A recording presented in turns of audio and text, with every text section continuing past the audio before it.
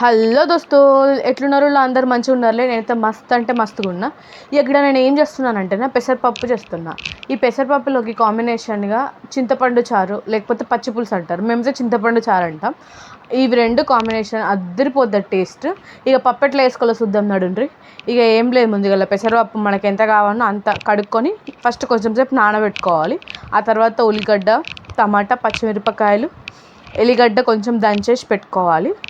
కొంచెం కళ్యామాకు ఉంటే కొత్తిమీర, అవి అన్నీ కట్ చేసి పక్కకు పెట్టేసుకోవాలి. ఆ తర్వాత పొయ్యి మీద కుక్కర్లో పెట్టిన, కుక్కర్లో వండుతున్నా. దీన్ని బగోన్లో కూడా వండుకోవచ్చు, కానీ కుక్కర్లో వండితే తొందరగా ఉడికిపోతుందని నేను కుక్కర్లో వండుతున్నా.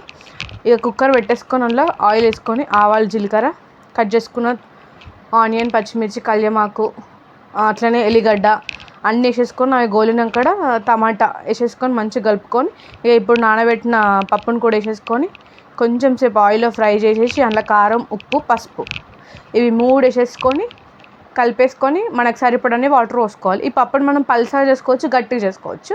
నేను కొంచెం గట్టిగా చేసుకుంటున్నా. ఇట్లా చేసేసుకొని 2 విజిల్లు పెట్టుకోండి. ఇట్లా మంచి గట్టిగా సూపర్ ఉంటుంది, టేస్ట్ మాత్రం అదిరిపోతుంది. దీంట్లో కాంబినేషన్ పచ్చి